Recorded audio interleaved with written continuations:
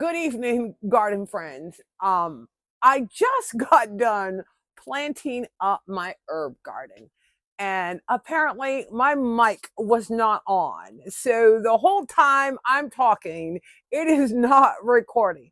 So let me just walk you through some of the herbs that I've planted. I'll give you some idea of what I use these herbs for.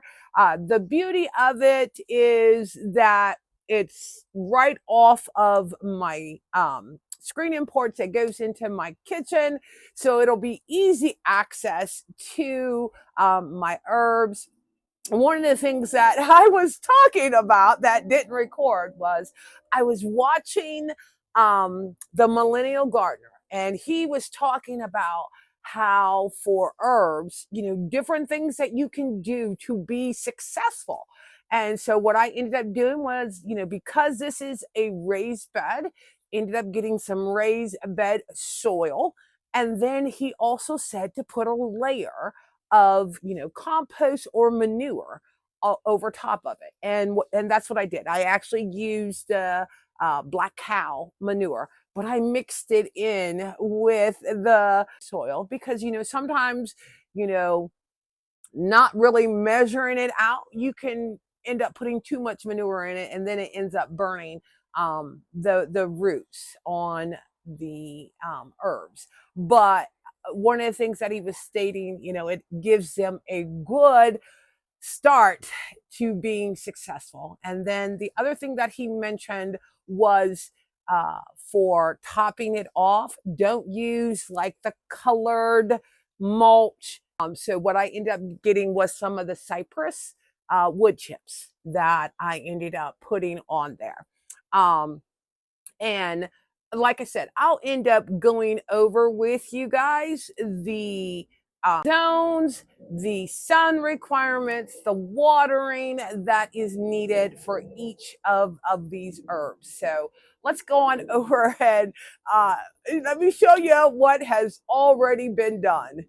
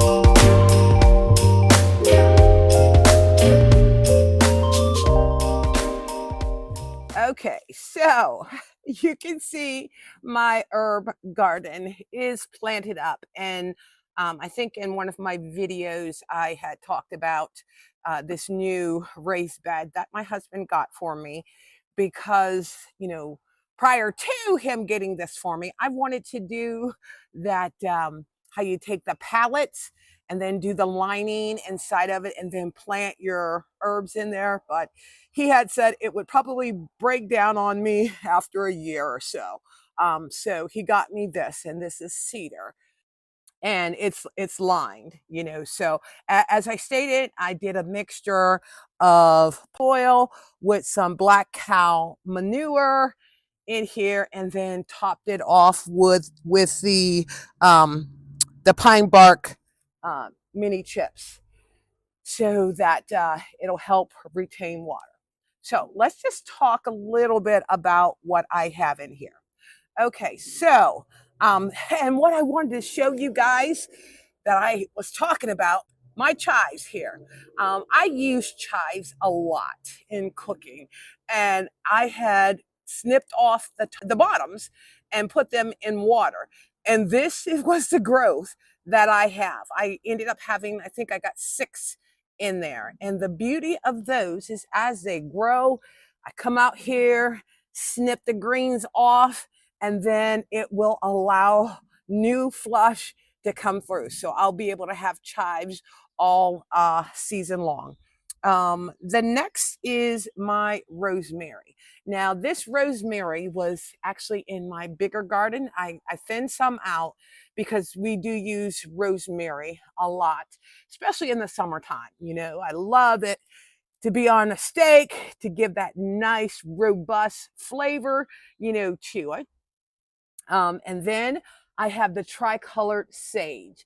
Now, the sage I end up using for all kinds of, seasonings, um, for preparing foods so that it has like that rich flavor to it.